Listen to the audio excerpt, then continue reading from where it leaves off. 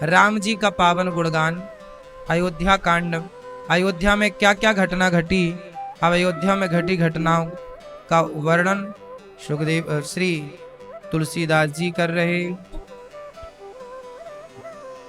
श्रवण समीप भय सित केसा,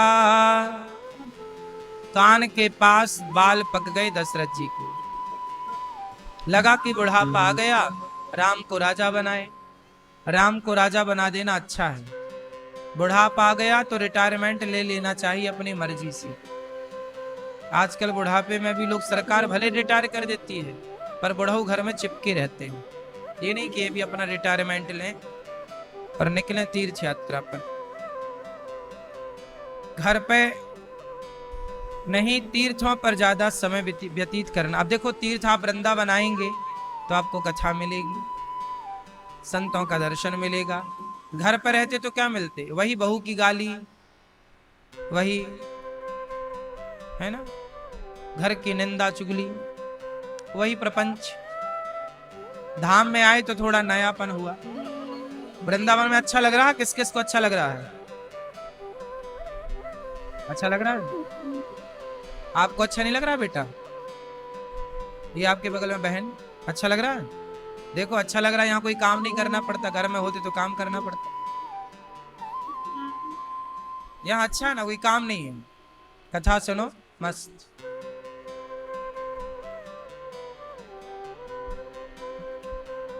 अब क्या हुआ, राम जी के राजा बनने की तैयारी दशरथ जी ने कर दी। गुरु जी के पास गए, कब राम को राजा बनाए? बोले जब बढ़िया, जब राम को राजा बनाओ तब का मुहूर्त बढ़िया है। अब राम के राजा बनने की तैयारियां लग गईं। ढोल बजने लगे, नगाड़े बजने लगे, घर घर दीपक जलने लगे, चौक पूरने लग गए नगर के लोग, वंदनवार लगाने लग गए। कल राजा बनेंगे राम,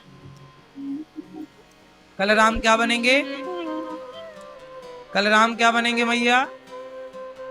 कल राम राजा बनेंगे। अब तैयारियां जोर शोर से चालू हो गई। तभी राम राजा बने ये देखा नहीं गया किसे? राम राजा बने ये किसे नहीं देखा गया? जोर से, जोर से हैं? कैकेयी और मंथरा तो यूं ही बदनाम है, तीसरा भी है। बताओ वो तीसरा कौन है जो राम को राजा बनते उन्होंने ही आग लगाई है? कौन है वो? तीसरे का नाम नहीं जानते ना आप? राम राजा बनने की तैयारी में लगे कि देवता परेशान हो गए। कौन परेशान हो गए? देवता। इसलिए तुलसीदास जी कहते हैं कि और देवता चित्त न धरें, ये देवता बहुत बढ़िया नहीं होते। भगवान अच्छे हैं, देवता अच्छे नहीं। देवताओं ने क्या किया? सरस्वती माँ से कहा, माँ सुनो, राम राजा बनने लग गए हैं, राम को राजा बनने से रोको। कौन कह रहा? देवता।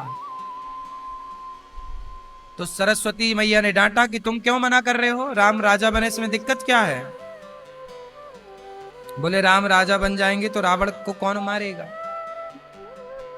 तब वहां पर मां ने कहा, ऊंच निवास नीच कर तूती, देख न सकई पराई विभूति। सरस्वती माँ ने कहा, वाह रे देवताओं, तुम्हारा निवास तो बड़ा ऊंचा है पर तुम्हारी करतूत बड़ी नीच है, सोच बड़ी घटिया है। पर क्या करें? बोले राम को राजा बनने से रोको बस। अब देखो, आप कोई बढ़िया काम करते हैं, आप तरक्की करते हैं कि जमाना आपको रोकने के लिए पूरी ताकत लगा देता है ना? इसलिए हर हाल में प्रसन्न चित्त होकर के अपने कार्य को करना चाहिए। समाज क्या कहती है, लोग क्या कहते हैं, इसकी परवाह किए बिना ये पूरी कथाएं हमें सारा मैसेज दे रही हैं। हम एक एक बिंदु पर आपकी नजर ले चलेंगे, आपको कोई विषय रह ना जाए। अब देवताओं ने सरस्वती माँ से कहा कि आप जाओ, थोड़ा किसी की बुद्धि फिराओ। तब पूरे अयोध्या का भ्रमण किया माता सरस्वती जी, पर ऐसा कोई नहीं मिला जिसकी बुद्धि मां सरस्वती फिराएं। ना कैकेयी की बुद्धि फिरा सकती मां सरस्वती, ना कौशल्या मां की, ना सुमित्रा मां की, ना और किसी और की। तभी नजर पड़ गई मंथरा पर, तो मंथरा की बुद्धि घुमाई सरस्वती माता ने।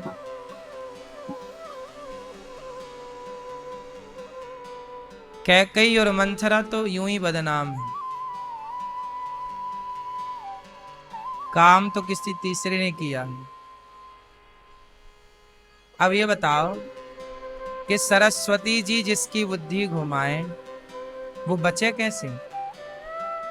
ठीक है, अब सरस्वती जी चली गई।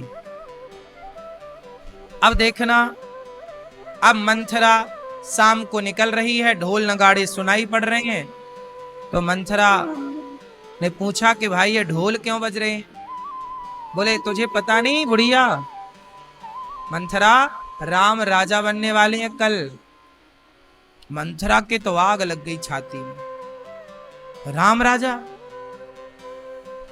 देखो जरा, आपकी तरक्की कुछ लोगों को देखी नहीं जा रही है। नाम मंथरा मंदमती, चेरी के कई केरी, अजस पिटारी ताही करी, गई गिरा मति फेरी।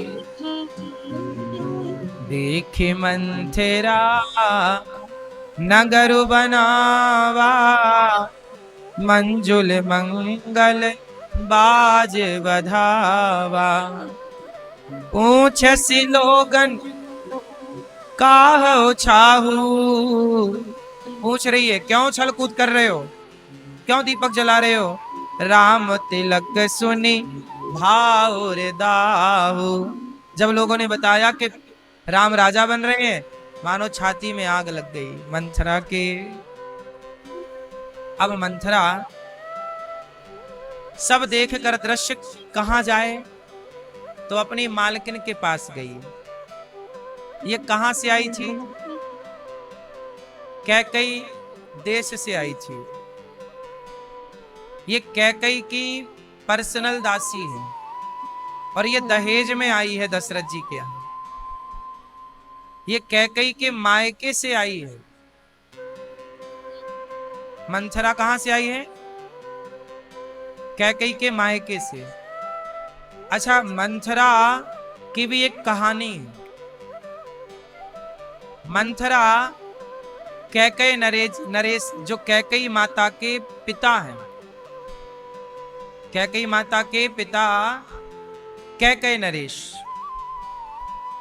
वह कैकेयी नरेश जो है, इन्होंने मंथरा के पति को मृत्यु दंड दे दिया था, क्योंकि वो सेना में थे। मंथरा के पति कोई गलत किया होगा, विश्वासघात किया होगा। जैसे हमारे भारत की सेना यदि विश्वासघात करे, सेना यदि पाकिस्तान को कोई सूचना दे दे, तो सैनिक को तुरंत मृत्यु दंड दिया जाएगा, क्योंकि तुमने देश के साथ गद्दारी की है।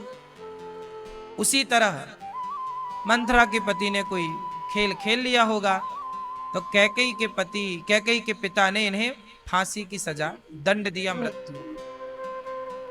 तब मंथरा ने प्रतिज्ञा कर ली थी कि राजन, तुमने मेरा सुहाग उजाड़ा है, तुम्हारी इकलौती बेटी है कैकेयी, तुमने मेरा सुहाग उजाड़ा है, मैं तुम्हारी बेटी का सुहाग उजाड़ूंगी। ये प्रतिज्ञा कर ली मंथरा ने। संयोग से जब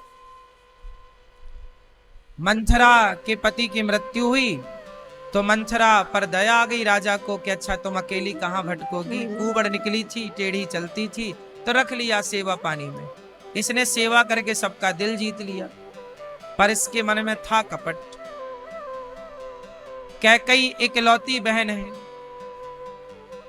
तो कैकई का जब विवाह हुआ दशरथ जी से, तो कैकई के साथ मंथरा भी आ गई कि मैं ध्यान रखूंगी, पर ये अयोध्या में रहकर षड्यंत्र खोजती रहती कि क्या मौका मिल जाए, क्या मौका मिल जाए और मैं कैकई को विधवा बना दूं। कैकई को विधवा कैसे करूं, क्या करूं। अब उसको मौका मिला, जैसे पांडवों के साथ शकुनी था। शकुनी ने प्रतिज्ञा ले रखी थी कि मैं कुरुवंश का नाश कर दूंगा। ये भी दहेज में आए थे, शकुनी मामा गांधारी के भाई हैं, दहेज में आए, और यहां पर यह भी दहेज में आई है। इसलिए साहब दहेज की चीजें बहुत अच्छी नहीं होती। दहेज के लिए आदमी मरता जरूर है, पर दहेज की चीजें अच्छी नहीं होती। होती हैं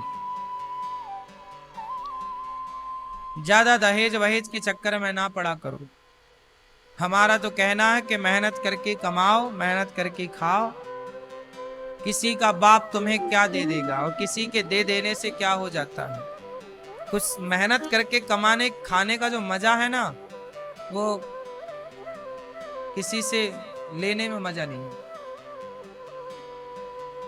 आज के नौजवान लड़कों को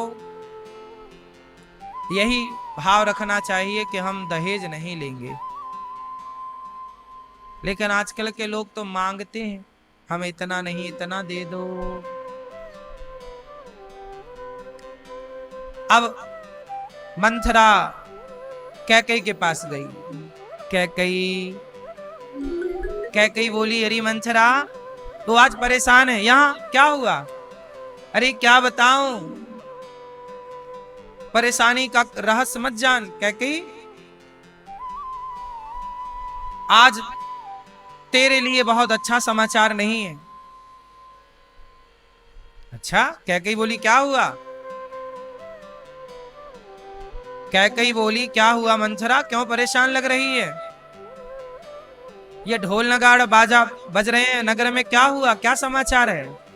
बोली, राम राजा बनने वाले हैं और तुम्हारा देश निकाला होने वाला है। अब राम राजा बनने वाले हैं, ये सुन करके तो कैकई खुश हो गई। अच्छा, ये मेरा हार ले ले पहन, तूने बहुत अच्छी सूचना दी है। सब कुशल है ना, राम राजा बन रहे हैं, बहुत बढ़िया, तूने अच्छी सूचना दी हमें। अब मंथरा बोली कि राम राजा बन जाएंगे, कौशल्या महारानी बन जाएंगी और तुम्हें घर से निकाल दिया जाएगा। कैकई बोली, मंथरा क्या घर फोड़ी बात कर रही है, घर फोड़ी कहीं की। देखो कैकई डांट रही है मंथरा को, क्या घर फोड़ाने की बात कर रही है। यहां पर एक बात कही कैकई मां ने, काने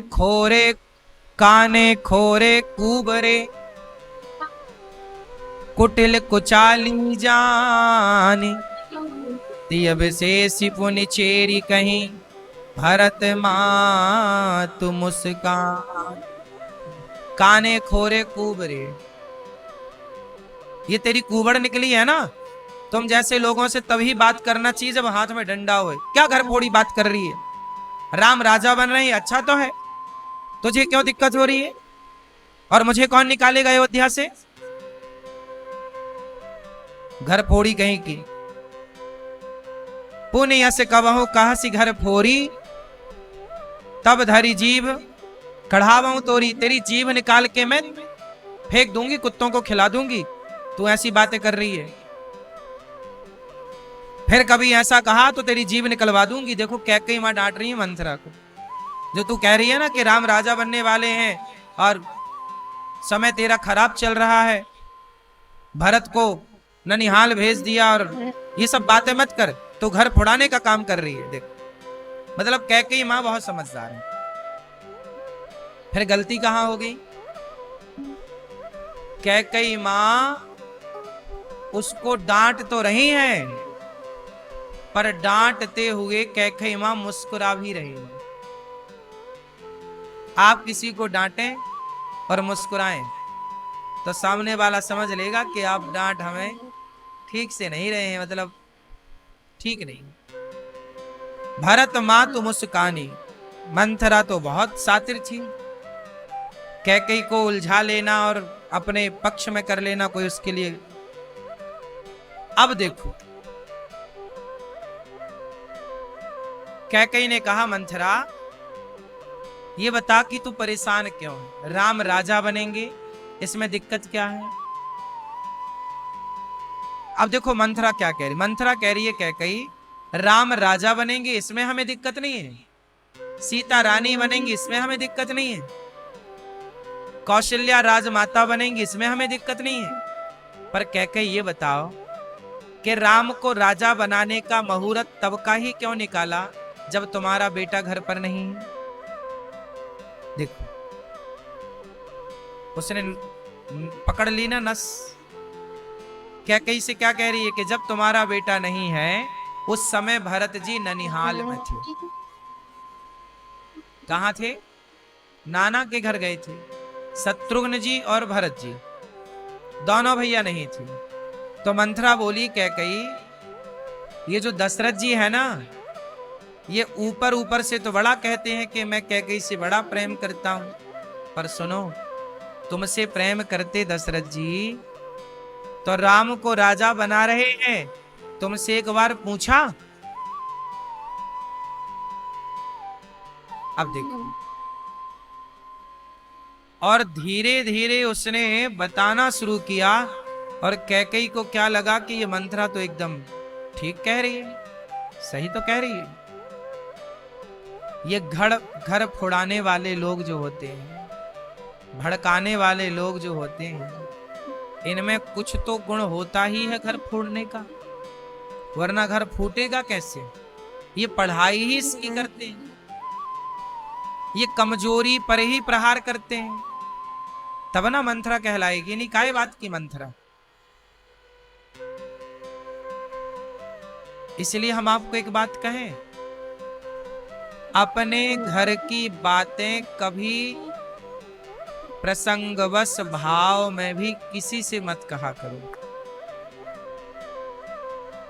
किसी से मत कहा करो। आज आपका झगड़ा हुआ, आज आपकी लड़ाई हुई पति पत्नी की, सास बहू की, अपने अपने घरों का ना किसी से दुख ना कहना, क्योंकि आप तो कल एक हो जाओगे लड़ झगड़ कर। पर जिससे कहा है उसे आपकी कमजोरी का पता लग गया, उसे आपकी कमजोरी का पता लग गया, और वो आपकी इस कमजोरी का कभी भी फायदा उठा सकती है या उठा सकता है, क्योंकि वो जान गई कि आपके रिश्तों में क्या चल रहा है। इसलिए कहते हैं कि अपने अपने घरन का दुख ना कहियो रोई, सुन इठले हैं लोग सब बांट न ले हैं कोई। मंथरा कैकई से कह रही है, कैकई यदि दशरथ जी तुम्हें इतना ही प्रेम करते हैं, अच्छा दशरथ जी ने क्यों नहीं बताया कैकई को? अरे भैया आज दिन में ही वशिष्ठ जी ने मुहूर्त निकाला है, आज की ही बात है कि आज ही घोषणा हुई कि राम राजा बनेंगे, और दशरथ जी राजकाज में बिजी हैं। दशरथ जी ने सोचा कि मैं शाम को रात्रि को जाऊंगा तो कैकई को खुद सरप्राइज दूंगा, लेकिन दशरथ जी कैकई के पास जाए उसके पहले तो मंथरा खेल करके आ गई। मौका ही कहां मिला दशरथ जी को कैकई के कमरे में जाने का और कैकई से बात करने का। उस पूरी एक एक टाइमिंग का लाभ लिया है मंथरा ने। अब वो मंथरा क्या कह रही है सुन, राम को राजा बनाने की तैयारी महीने भर से चल रही है। देखो जरा झूठ, घर फोड़ाओ लोग किसका सहारा लेते हैं? झूठ का। 1 महीने से तैयारी चल रही है कैकई, तुझे पता लगा? अब देखो कैकई तो बात, हाँ यार 1 महीने से राम को राजा बनाने की तैयारी चल रही, हमें पता नहीं है। मतलब हमारे चोरी चोरी चुपके चुपके, मतलब कैकई अब मंथरा के पक्ष में जाती हुई नजर आ रही है, क्योंकि मंथरा बात ऐसी कर रही है ना, और बात कोई सच्ची तो कर नहीं रही है, सच कुछ और है, और मंथरा ले रही है झूठ का सहारा। झूठ, ये झूठ ना मेरी मां जान ले लेता है, इसलिए तो कहते हैं कि झूठ बोलना पाप है। झूठ ने कभी किसी का फायदा नहीं किया। ये मंथरा झूठ बोल जरूर रही है अभी, और कैकई इस मंथरा की झूठी बातों में आ जरूर रही है, पर यही कैकई बाद में पश्चाताप करेंगी, और जब पश्चाताप करेंगी तब पश्चाताप करने के लिए कुछ बचेगा ही नहीं। हाँ या ना? राम हाथ से निकल चुके होंगे और दशरथ जी की मृत्यु हो चुकी होगी। देखो, एक षड्यंत्र आपके जीवन में यदि आ जाए तो वो आपका कितना नुकसान कर सकता है, उस एक गलती की भरपाई आप कभी नहीं कर सकते। एक गलत निर्णय यदि आप ले लो तो उस एक गलत निर्णय की भरपाई पूरी जिंदगी। अब कैकई मंथरा की बातों में आके गलत निर्णय लेगी अभी थोड़ी देर बाद, क्या उस गलत निर्णय की भरपाई वो कर पाएगी? कभी नहीं। ये कहानियां केवल कैकई और मंथरा और राम की नहीं है, ये कहानियां आपकी और हमारी हैं, कि हमें मंथरा जैसे षड्यंत्रकारियों से सावधान रहना चाहिए। ये कहानियां हमें सचेत करने के लिए, हमें सावधान करने के लिए। ये कहानी केवल किस्सा कहानी नहीं है, ये हमारे जीवन में रोजमर्रा की घटनाएं हैं।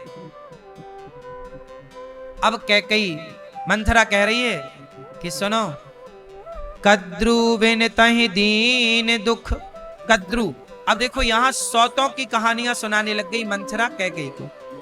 किसकी कहानियां सुना रही है? सौतन की। सौतन, सबसे बड़ी सौतन की कहानियां इतिहास में क्या प्रसिद्ध है?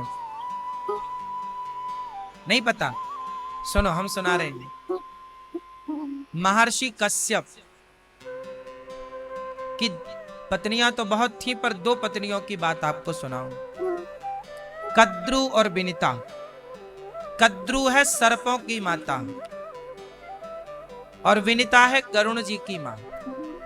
ये जो गरुण जी है ना, जिस पर भगवान चलते हैं, गरुण स्तंभ गरुण वाहन, ये गरुण जी की मां है विनिता।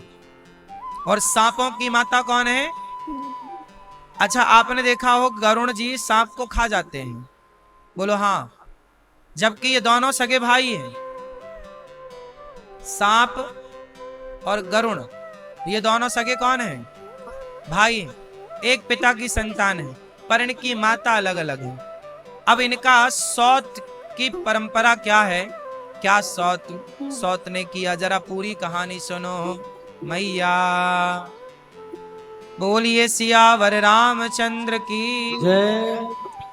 अब ध्यान से सुनना, आंख बिल्कुल ना झपकने पावे, नींद आए तो लोरी सुनो हमसे।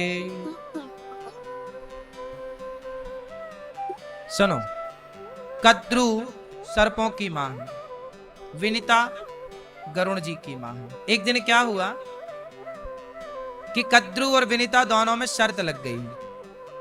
बताओ कि सूर्य भगवान के घोड़े काले हैं कि सफेद हैं?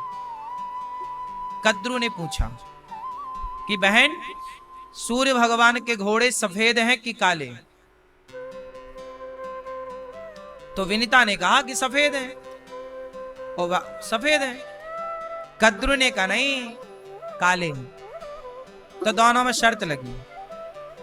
कद्रु बोली कि विनिता, यदि घोड़े सफेद हुए तो मैं तेरी दासी हो जाऊंगी, और यदि घोड़े काले हुए तो फिर तू मेरी दासी होना, और जैसा मैं कहूं वैसा करना पड़ेगा। तो विनिता को पूरा कॉन्फिडेंस था कि हाँ, अच्छा, विनिता समझदार थी, पर कद्रु के मन में छल कपट था। ये नागों की मां है, जहर तो जब बच्चों में है तो इसमें भी तो कुछ ना हो गई। तो विनिता ने कहा कि सफेद है, कद्रु ने कहा नहीं, काले हैं।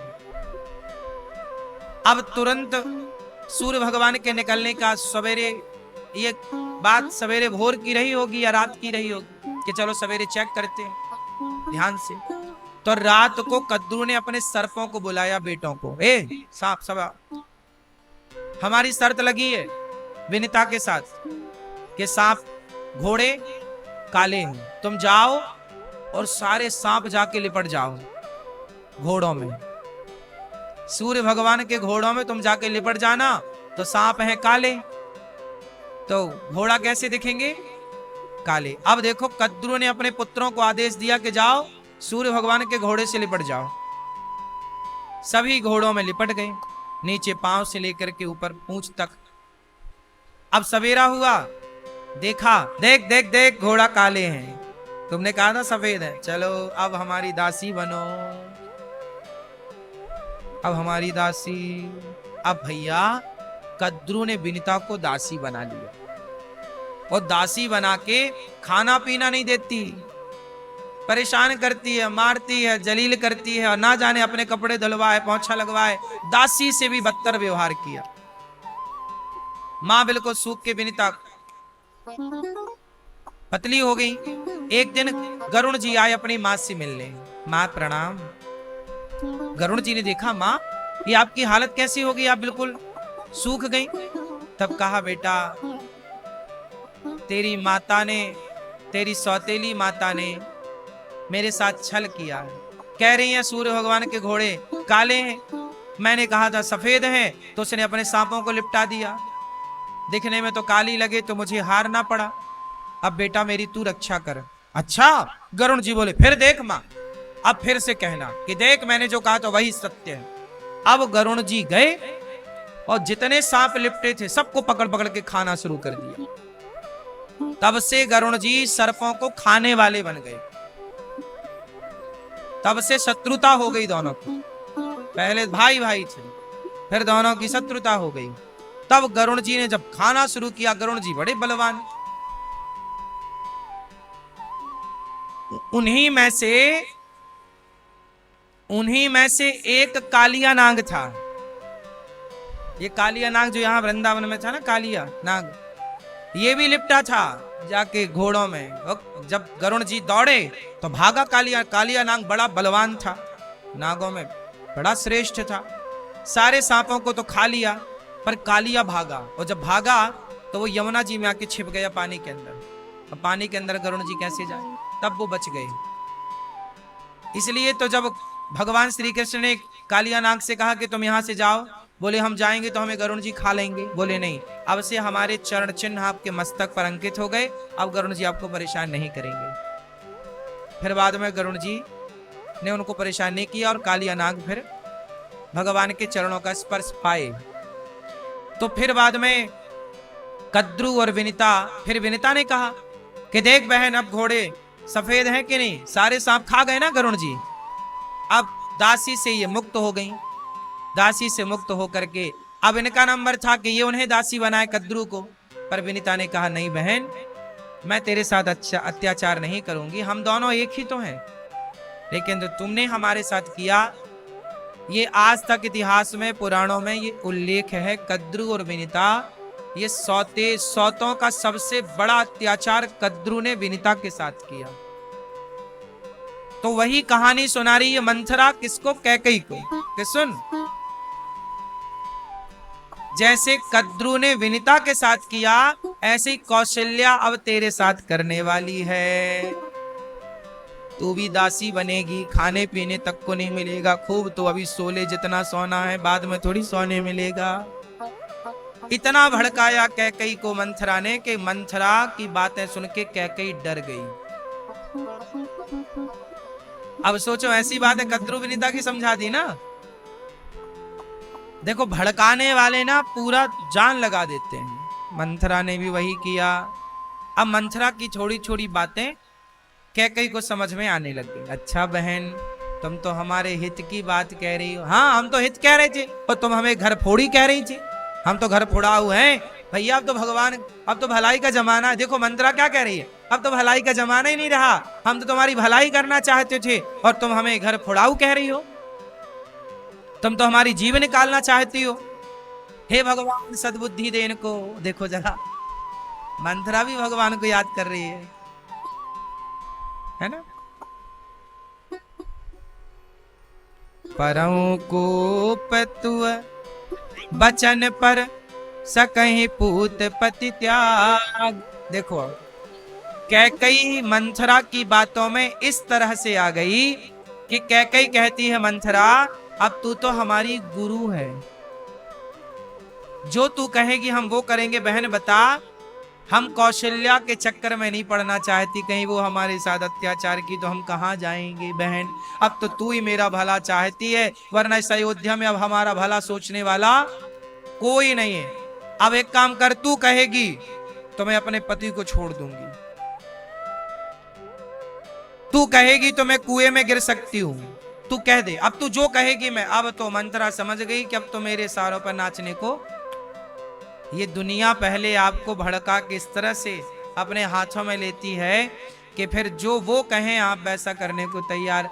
ये आज का नहीं छोरा, माताएं कहती हैं गुरुजी हमारा बेटा हमारी नहीं सुनता, पत्नी के सारों पे नाचता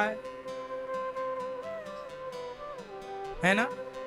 तो आज पहले एक मंथरा थी, अब तो मंथराओं की भरमार है। सही है कि नहीं? क्यों मैया, कितनी मंथरा है? अब आपके गली मोहल्ले में भी कोई एक मंथरा होगी जरूर, नहीं होगी? हाँ, पहले एक ही मंथरा थी पूरी अयोध्या में, अब तो हर गली मोहल्ले में परिवार में कोई एक दो मंथरा मिल ही जाते हैं। अब क्या कह रही है मंथरा, सुन क्या करें। तब सलाह दे रही है, कोप भवन जा, कोप भवन सुनी सकुचेव। कोप भवन जा और वहां पर जो दशरथ जी ने तुम्हें वरदान देने का कहा तो। अब देखो क्या हुआ था कि दशरथ जी युद्ध करने गए थे एक बार, तो उनके रथ का पहिया निकलने वाला था, तो कैकई ने जहां पे वो लोहे की कील डाली जाती है पहिया को रोकने के लिए, तो वो कील गिर गई, तो कैकई मां ने अपनी उंगलियां डाल दी 2 और दशरथ जी युद्ध जीत गए। दशरथ जी ने कहा कैकई उंगली में चोट कैसी? बोले वो रथ का पहिया गिरने जा रहा था, आप युद्ध कर रहे थे, यदि पहिया गिर जाता तो आप घायल हो जाते और युद्ध हारने की संभावना हो जाती, इसलिए मैंने गिरने ना पावे इसलिए उंगली रख दी। तब कैकई मां से कहा दशरथ जी ने कि तुमने 2 उंगली मेरी रक्षा में समर्पित की है, मैं तुम्हें 2 वरदान देता हूं। कैकई तुम जो मांग लो आज मैं तुम्हें दे दूं, बताओ क्या चाहती हो। कैकई ने कहा भी जरूरत नहीं है, बाद में मांगूंगी। तो वही दशरथ जी के 2 वरदान उधार थे।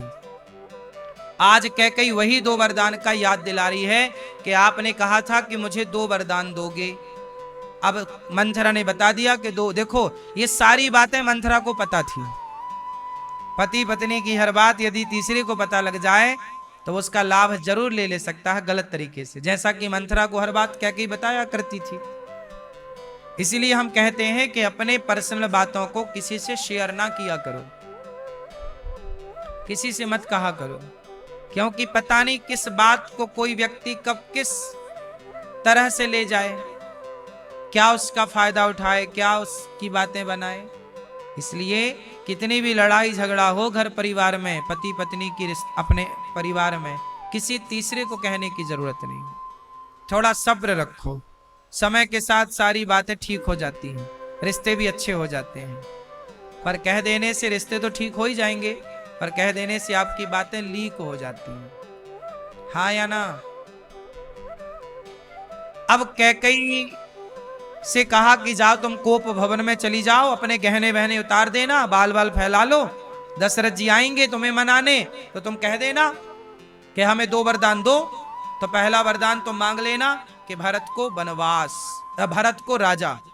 अच्छा एक बात यहां बताऊं मैं आपको, कैकई ने तो मंथरा ने तो केवल इतना ही बोला था कि कोप भवन में जाओ और भरत को राजा बनाने की बात कहना, लेकिन राम को वनवास भेजने की बात मंथरा ने नहीं कही थी। ये सलाह राम को वनवास भेजने की बात मंथरा ने कैकेयी को सलाह नहीं दी थी, ये कैकेयी माता की ही उपज थी। अब क्या हुआ, यहां मैं आपको एक चीज और गहराई से समझाऊं। मंथरा तो भड़का के चली गई, अब कैकेयी गई कोप भवन में, और जब कोप भवन में गई वहां जाकर के इन्होंने बाल बाल फैलाया, अपना आभूषण उतारा और लाइट वाइट बंद कर दी। एक दीपक हल्का सा जल रहा था। कोप भवन, पहले के राजा लोग अपनी पत्नियों के लिए, जैसे आपके घर में नए नए आप रूम बनवाते, ये रूम पत्नी का, ये बच्चों का, ये ड्राइंग रूम फलाना रूम, डाइनिंग रूम फलाना इत्यादि, पहले के राजा लोग कोप भवन भी बनवाते थे कि कभी पत्नी गुस्सा हुई तो कोप भवन में। आप लोगों के घर में है कोप भवन इत्यादि? कि जैसे आप कभी नाराज हैं तो उसमें चली जाएं, जब उसमें जाएं तो पति को लगे आज नाराज है, पर वो मनाने जाए,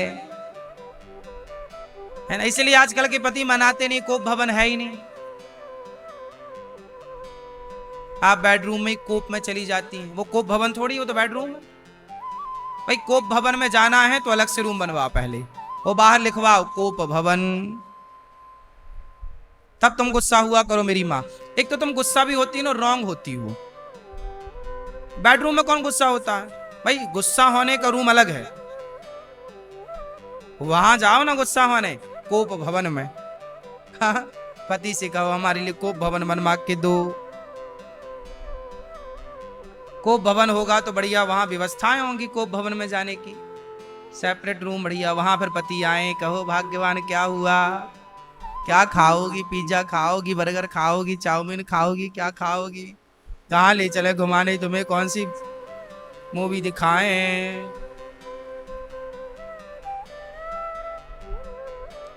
तो कैकेयी माँ कहाँ चली गई? कोप भवन। आप जाती हो मैया कोप भवन में? नहीं जा सकते हैं?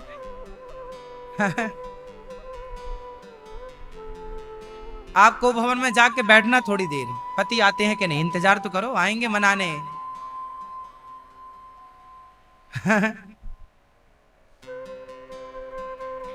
कोप भवन में चली गई। अब दासी से कहा कि जाओ महाराज को बताओ कि कैकेयी ने याद किया है, वो कोप भवन में। दासी ने जाकर के दशरथ जी को सूचना दी, महाराज की जय हो, महारानी कैकेयी ने आपको याद किया है, कोप भवन में गई हैं। अब तो दशरथ जी के पांव से जमीन खिसक गई कि भाई इतना बड़ा शुभ कार्य हो रहा है, दीपक जल रहे हैं, राम के राजा बनने की तैयारी है, तभी एक ऐसा समाचार मिल गया कि पत्नी कोप भवन में चली गई। दशरथ जी डर गए। स्त्रियों से ना सब डरते हैं, दशरथ जी भी डर गए, है ना। स्त्रियों का भी बड़ा खौफ रहता, क्यों? माताएं भी अपना बिल्कुल बना के रखती हैं अपना जलवा। नहीं, आप लोगों ने बना रखा कि नहीं मैया? पति डरते हैं कि नहीं थोड़ा बहुत? नहीं नहीं। अभी तो भैया वो मेरठ वाले के बाद ड्रम केस वाले से ना वो पति सदमे में बहुत सारे। अब तो पति बिल्कुल साइलेंट मूड में चले गए, कुछ बोलने का नहीं वरना ड्रम में पैक ना हो जाए।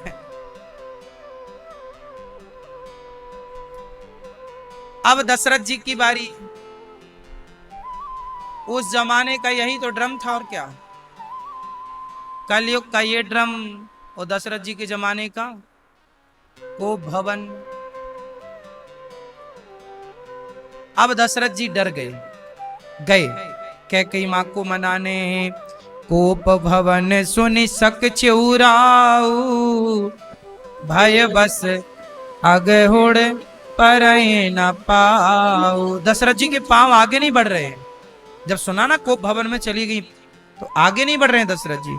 सुरपति बसई बाहुबल जाके, नरपति सकल रहनि रुखता के। दशरथ जी गए तो पूरा कमरा अंधकार से भरा था, हल्का सा टिमटिमाता हुआ प्रकाश, जुगनू सा। कैकेयी, दशरथ जी आवाज, कैकेयी कहाँ हो? कोई आवाज नहीं। कहाँ हो भाग्यवान? तब दशरथ जी ने जाके लालटेन को तेज किया, दीपक की बाती बढ़ाई और उसका प्रकाश बढ़ा। जब प्रकाश बढ़ा तो बाल बिखरे हुए दिखा सामने। दशरथ जी डर गए, ऐसा लगा कि साक्षात यमराज आ गए। सब है नरे सुप्रिया पही गयऊं, देखी दशा दुख दारुण भयऊं। दशरथ जी डरते डरते कह कही क्या हुआ?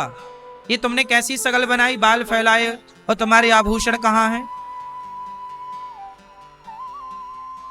किस लिए रूठी हो बताओ? दशरथ जी कैकेयी माँ का हाथ पकड़ते हैं तो कैकेयी माँ ने झटकार दिया। हाथ नहीं धरने दे रही है कैकेयी, हाथ नहीं धरने दे। दशरथ जी बोले क्या हुआ, क्यों नाराज हो, बात तो बताओ। हे सुमुखी, हे सुलोचनी, हे कमल नयनी। दशरथ जी देखो तारीफ कर रहे हैं। हे कैकेयी, हे गजगामिनी, तुम बहुत सुंदर हो, अपने क्रोध का कारण तो बताओ प्रिय, क्या हुआ, तुम क्यों नाराज हो? हे प्रिय, तेरा किसने अनिष्ट किया बता, किसके दो सिर हैं? यदि तेरा किसी ने अनिष्ट किया तो मैं किसका सिर काट दूं? आज्ञा कर, तू जो कहेगी वो करूंगा। तू कहे तो किसी को मैं राजा बना दूं, किसी को मैं रंक बना दूं। अब देखो दशरथ जी कह रहे हैं तू बता तो सही क्या हुआ। तू मेरा स्वभाव जानती है, राम की सौगंध खाता हूं कैकेयी, राम शपथ सत मोही, 100 बार मैं राम की शपथ खाता हूं, तू जो कहेगी मैं वही करूंगा। पर तू अपने क्रोध का कारण तो बता, तू गुस्सा क्यों है? राम राजा बनने वाले हैं, तुमने ही तो कहा था कि राम को राजा बनाओ। क्या बात है तुम इस अच्छे समय पे गुस्सा हो? यह सुनी मन गुनी शपथ बड़ी, बेहसी उठी मति मंद। जब दशरथ जी ने 100 राम की कसम खाई, अच्छा मंथरा ने यह कहा था कि जब तक दशरथ जी राम की कसम ना खाएं तब तक तुम मानना ना, क्योंकि दशरथ जी राम की कसम यदि खा लेंगे तो फिर उसे पूरा जरूर करेंगे। आभूषण सजती बिलो, कि अब कपड़ा पहन रही है कैकेयी माँ, कपड़ा पहन रही है, आभूषण पहन रही है, बाल वाल सवार रही हैं और मुस्कुराने हैं, थोड़ी मुस्कुराहट आई चेहरे पर, स्माइल। दशरथ जी को लगा बात बन गई।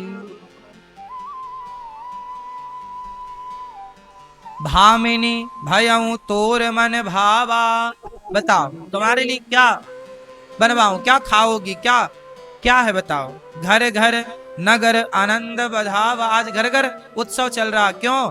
राम ही देव काली जुब राजू, कल हम राम को राजा बनाने वाले हैं। तुम कहती थी ना कि राम को राजा बना, तुम्हारी बात मान ली। सजहि सुलोचनी मंगल साजू, अब तो राम राजा बन रहे हैं। ये सुनकर के कैकेयी माँ का हृदय ऐसे हो गया जैसे फोड़ा पका हुआ कोई छू ले तो दर्द के मारे व्यक्ति कराह लेता है, ऐसे कैकेयी माँ कराह गई कि आप राम को राजा बना रहे। अब बताओ कैकेयी, बताओ तुम्हें क्या चाहिए? कैकेयी ने कहा हमें 2 वरदान चाहिए जो आपने हमें युद्ध के समय दिया था, जब हमने रथ का पहिया में अपनी उंगलियां डाली थी, याद है ना आपको? हाँ। दशरथ जी ने कहा याद है। 2? अरे तुम 2 क्या 10 वरदान मांग लो, चलो। देखो दशरथ जी कह रहे हैं कि तुम 2 क्या, हमसे तो 10 वरदान मांग लो, तुम जो मांग लो ले लो, क्या चाहती बताओ। रघुकुल रीति सदा चली आई, कैकेयी ये रघुकुल की रीति है कि प्राण जाए पर वचन। देखो पुरुष समर्पित होता है स्त्री में, पर स्त्री के मन की तो विधाता नहीं जान पाए।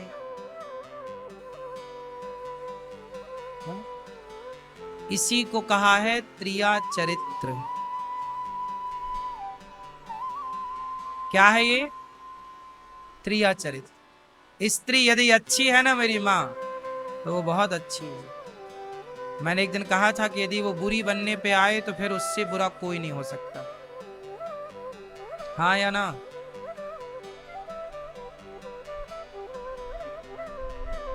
तो कैकेयी माँ आज किस हद तक जाएंगी ये कोई नारी सोच के भी तड़प जाए कि नहीं। आप सुनिएगा अभी आगे। कैकेयी माँ कह रही हैं कि आप कह रहे हैं कि आप रघुकुल के राजा हैं और आप कभी वचन अपना मिथ्या नहीं करते, तो आप हमें 2 वचन दोगे ना। हाँ, नहीं असत्य सम पातक पुंजा, गिरि सम होहि कि कोटि के गुंजा। सुनो, कैकेयी, दशरथ जी कह रहे हैं कि हम राजा हैं और हम कभी असत्य नहीं कहते। नहीं असत्य सम पातक पुंजा, असत्य से बढ़कर के कोई पाप नहीं है। कैकेयी, तुम 2 वरदान मांगना चाहती हो, मांग लो जो चाहोगी। तब कैकेयी मैया बोली, सुनहु प्राण प्रिय। देखो अब कैकेयी क्या बोलती है दशरथ जी को, प्राण प्रिय, हे मेरे प्राण प्रिय। अभी दशरथ जी कह रहे थे हे प्रिय, अब कैकेयी कह रही है हे प्राण प्रिय, सुनो हम आपसे 2 वरदान मांग रहे, सुनो। सुनहु प्राण प्रिय, भावत जी का, मेरे जी को जो भाया तो मैं वो मांग रही हूं। देहु एक बर भर तहि टीका।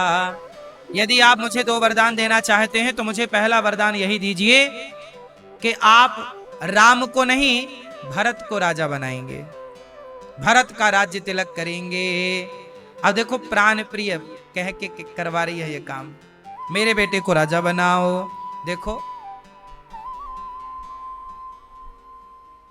मेरे बेटे को राजा बनाओ, मेरे बेटे को राजा बनाओ, इसी चक्कर में ना बहुत सारे सत्ता और राजघराने बर्बाद हो गए।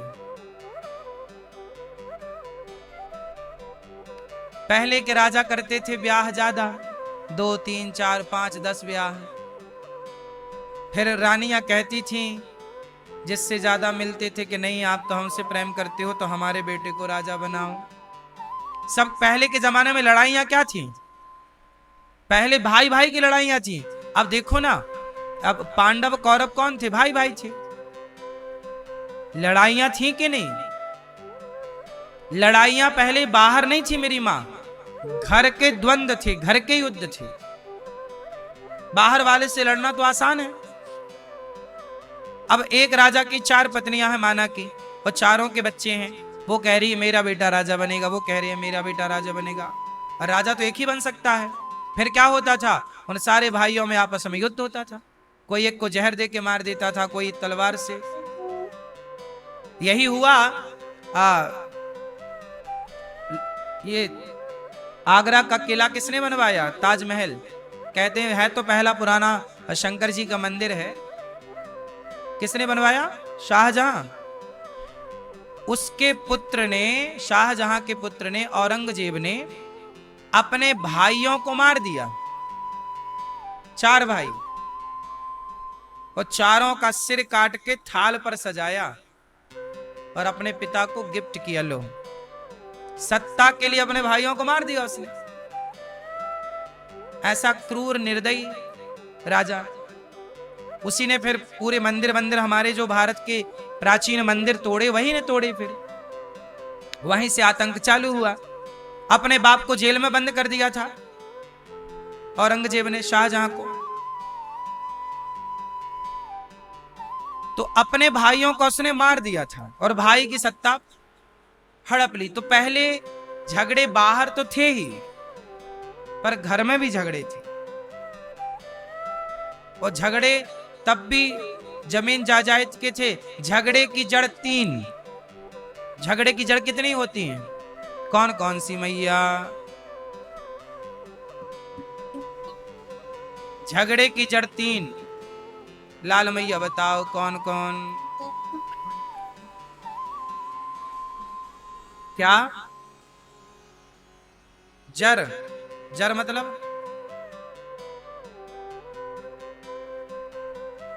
नहीं, झगड़े की जड़ 3। जड़, जड़ नहीं है वहां, जड़ है। जड़ मतलब मूर्खता। जड़ मतलब कहते नहीं जड़ बुद्धि है, मतलब मूर्ख है, मूसर है।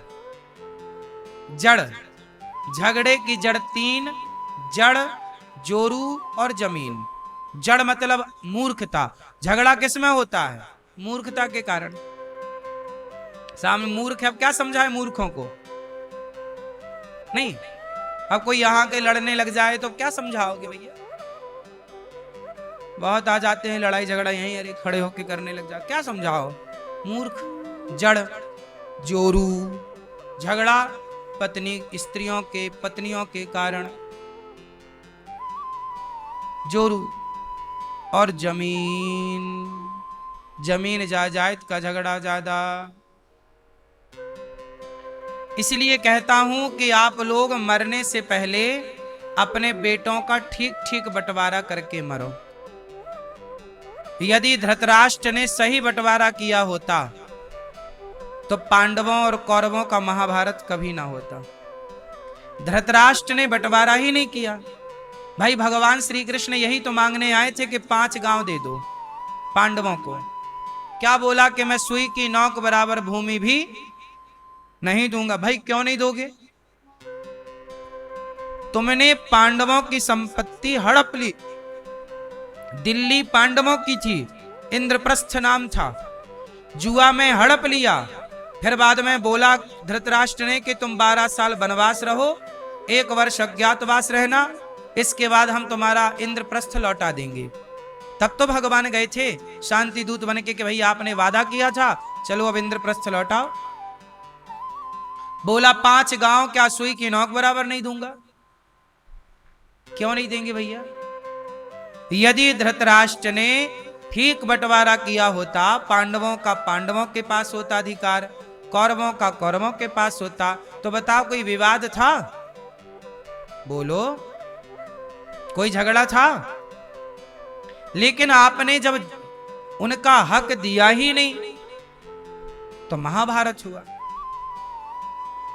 इसलिए आप लोगों से मेरी प्रार्थना है कि आप लोग मरने से पहले अपने बेटों का, 2 बेटे हैं, 4 बेटे हैं, 6 बेटे हैं, जितने भी हैं, बिल्कुल ठीक ठीक बंटवारा कर दो।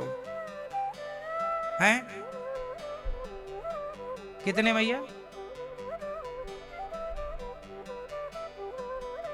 बंटवारा कर देना। ये प्लॉट भैया तेरा, ये प्लॉट तेरा, ये दुकान तेरी, ये दुकान तेरी, ये फैक्ट्री तेरी, ये फैक्ट्री तेरी।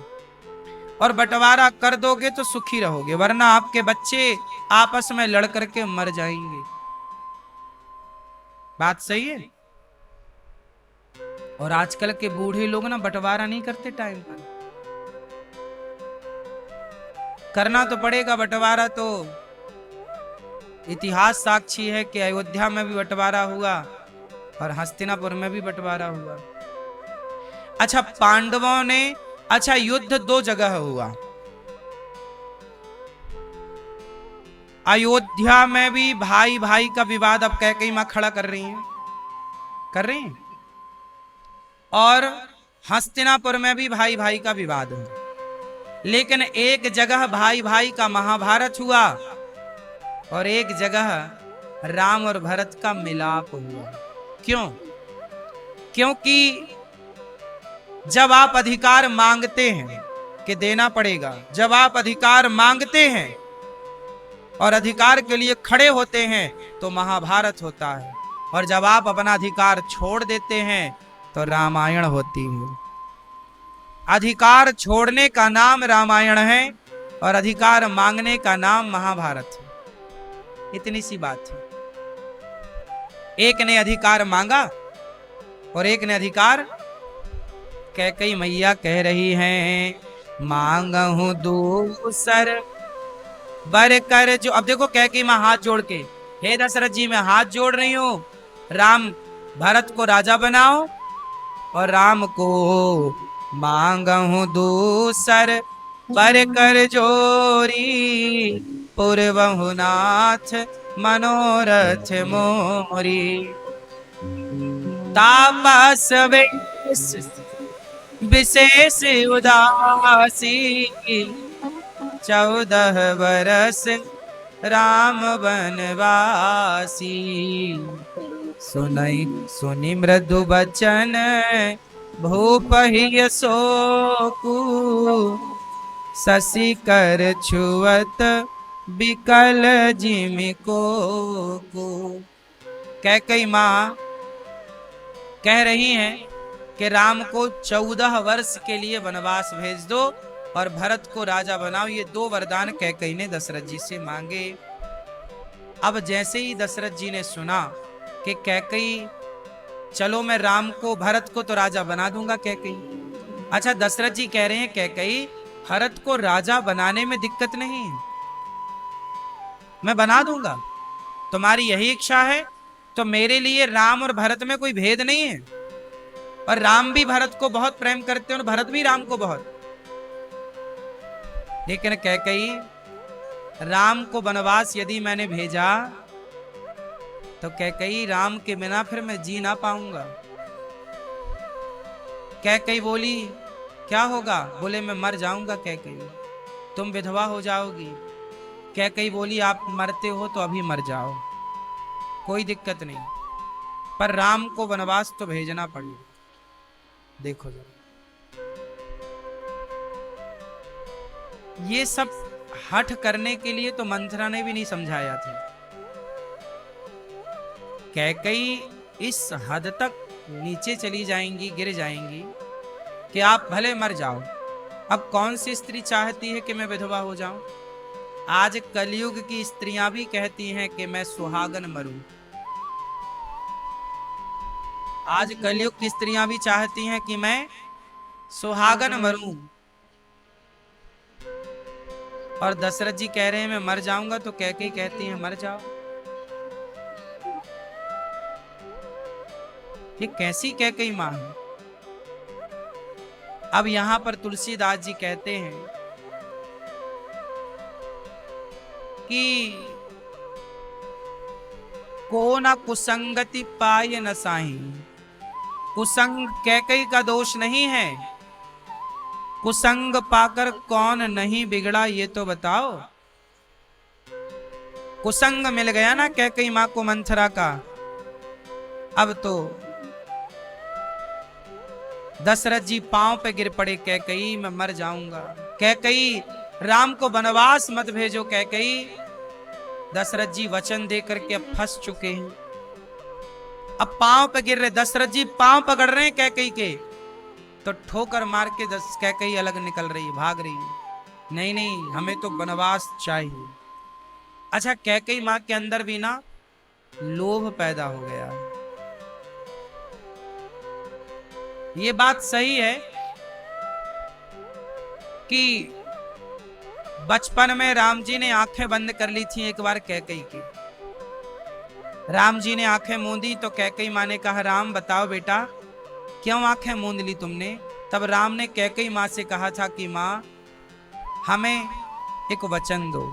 क्या? जब मेरे पिता मुझे राजा बनाने लग जाए माता, तो तुम मुझे वनवास भेज देना। ये बात कैकई ने कही थी, राम जी ने कही थी। राम ने यह वरदान मांगा था कैकई मां से कि आप मुझे वनवास भेजना। लेकिन इस तरह से कैकई कठोर बन जाएंगी, ये थोड़ी राम ने कहा था कि आप इतनी कठोर बन जाना कि पति पांव में पड़े हैं तो तुम दया ना करना।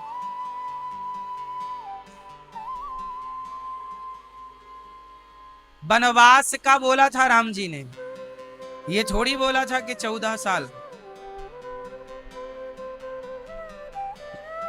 अच्छा, कैकई ने 14 साल के लिए वनवास क्यों मांगा? 10 साल के लिए, 5 साल के लिए, 20 साल के लिए, 14 वर्ष क्यों? क्योंकि कैकई जानती है कि भरत राजा बनेंगे, और जब भरत राजा बनेंगे तो उनको राज सत्ता जमाने में थोड़ा टाइम तो लगेगा। तो यदि राम आ गए कहीं जल्दी, या राम रहे अयोध्या में, तो कहीं प्रजा राम के पक्ष में ना खड़ी हो जाए, तो हमारे किए धरे पे पानी। पूरी राजनीति चल रही है कैकई के दिमाग में कि किसी तरह से भारत का किस हाथ से सत्ता जानी नहीं चाहिए। 14 साल राम रहेंगे, इन 14 साल में भरत जी मंत्री संतरी को अपने कब्जे में कर लिए होंगे, अपने पक्ष में कर लिए होंगे। फिर राम 14 साल बाद आएंगे तो उनको धीरे से हटा देंगे रास्ते से। पूरा गहरा प्लान था। 14 साल के लिए ही वनवास क्यों भेजा? इसकी और भी बातें कहा यह भी जाता है कि उस दिन से रावण की उम्र 14 वर्ष ही बाकी थी जिस दिन राम वनवास गए। इसलिए कैकेयी माँ ने 14 वर्ष के लिए ही भेजा कि जाओ राम, रावण को मार के जल्दी आओ। दशरथ जी कह रहे हैं कि राम को वनवास ना भेजो, बाकी तुम जो कहो वो करें। बोली नहीं, आप तो बड़ा कह रहे थे कि मांगो मांगो रघुकुल रीत सदा चली आई, अब मांग रहे हैं तो तुम्हारे क्या हो रहा है। दशरथ जी मूर्छित तो हो गए। अंत में ऐसा ही करना था तो मांग मांग क्यों कह रहे थे, ऐसा कैकेयी कह रही है। ठाका मारना और गाल फुलाना दोनों काम एक साथ नहीं हो सकते महाराज। तब सवेरा, ये सब करते करते ना सवेरा हो गया। सवेरा हुआ, राम का स्नान हुआ कि आज राम जी राजा बनेंगे। तभी क्या हुआ, दरबार सज गया पर दशरथ जी का पता नहीं। सुमंत्र जी को लगा कि आज पहली बार ऐसा हुआ कि समय पर दशरथ जी राज दरबार नहीं आए। कहां गए, तो सुमंत्र जी गए, पता लगा कि कैकेयी के कक्ष में है। दशरथ जी गए तो दशरथ जी तो बेहोश पड़े, सुमंत्र जी को तो पानो पांव के नीचे से जमीन खिसक गई। सुमंत्र जी ने जगाया, महाराज क्या हुआ। कैकेयी बोली राम को बुलाओ। तुरंत सुमंत्र जी राम को लेकर गए। राम आए, गए सुमंत्र तब राउर माही, देखी भयावन जात डिराही। डर गए, राम को लेकर के सुमंत्र जी चले। और जब राम जी को लेकर चले तो राम जी ने जाकर देखा कि पिताजी जमीन पर पड़े हैं। पिताजी का राज मुकुट कहीं पड़ा है, दशरथ जी कहीं पड़े हैं। और कैकेयी मां बढ़िया सज सवर के मुस्कुरा रही है। राम ने कहा पिताजी क्या हुआ, पर दशरथ जी बस राम राम कह रहे हैं, कुछ बोल नहीं पा रहे। तब कैकेयी ने कहा राम, हाँ मां कहो क्या हुआ पिताजी को। बेटा बस इतनी बात है कि देने कहीं मोहि दो ही वरदाना, इन्होंने मुझे 2 वरदान देने को बोला था तो मैंने इनसे 2 वरदान मांग लिया, तो आपके पिता की ये हालत हो गई। क्या मांगा माता आपने। सुन जननी सोई सुत बड़ भागी। क्या मांगा बताओ। तब कैकेयी ने ऐसे कहा कि सुनो राम, मैंने भरत को राज तिलक मांग लिया और तुम्हें 14 साल के लिए वनवास मांग लिया, बस इतनी सी तो बात थी। राम जी बोले पिता दशरथ जी से, पिताजी बस इतनी सी बात, इतनी सी बात के लिए आप इतने परेशान हो गए। और ये तो बेटे के लिए बड़े भाग्य की बात है। सुनु जननी सोई सुत बड़ भागी, जो पितु मातु बचन अनुरागी। वह बेटा बड़ भागी है जो अपने माँ बाप की आज्ञा का पालन करता हो। मुझे तो बड़ा अवसर मिला अपने माता पिता के वचन का पालन करने का। तनय मातु पितु तोष निहारा, दुर्लभ जननी सकल संसारा। अपने माता पिता को संतुष्ट करने वाला पुत्र इस संसार में बड़ा दुर्लभ है। माता आपने मुझे 14 वर्ष की वनवास की आज्ञा दी है, तो माता मैं आपकी आज्ञा को शिरोधार्य करता हूं। पिताजी आप उदास ना होइए, आप परेशान ना होइए, अब मुझे आज्ञा दीजिए। अब देखो राम के राजा बनने की तैयारी थी और तभी राम को वनवास की सूचना मिली और राम जी बिल्कुल प्रसन्न है। देखो ये राम जी से सीखना है धैर्य। राम जी जितना धैर्य किसमें है, राम जी में ही है, और किसमें हो सकता है। राम जी विदा मातु सन आवऊ मांगी, चली हूं बनही बहुरी पग लागी। राम जी आज्ञा मांग रहे हैं, पिताजी आज्ञा दीजिए वनवास की, माता आज्ञा दीजिए। विदा मांग कर अब चल रहे हैं राम जी। अब राम जी के ऊपर ना छत्र लगा हुआ था, सेना पीछे से छत्र लगा के चल रही थी। राम जी ने रोक दिया, अब इसकी जरूरत नहीं।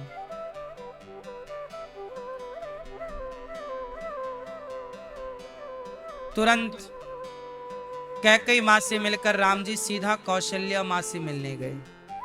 कौशल्या माँ तो पूजा कर रही थी, आज मेरा बेटा राजा बनेगा, बड़ी खुश थी कौशल्या माँ। तब राम जी आए, माता जी प्रणाम। हाँ राम बेटा, तू अभी तक तैयार नहीं हुआ? देख समय कितना हो गया, तू तैयार नहीं हो, जल्दी जा तैयार हो जा। आज तो मेरा राम राजा बनेगा, आज तो मेरी आंखें सफल होंगी, राम को राजा बनता देख। जा जल्दी आ, पहले तुझे मैं मिठाई खवा दूं, थोड़ा दही खिला दूं, जा। राम बोले माँ मैं राजा बन गया। बन गया? कहां का राजा बन गया? पिता दीन मोहि कानन राजू। माता, पिता ने मुझे जंगल का, वनवास का राजा बनाया है, जंगल का। क्या बात कर रहे हो? पूरी बात समझाई राम जी ने। माता मुझे 14 वर्ष के लिए वनवास जाना होगा अभी। पिता ने बोला है। अच्छा, पिताजी कैसे बोल सकते हैं? उन्होंने माँ से पूछा है?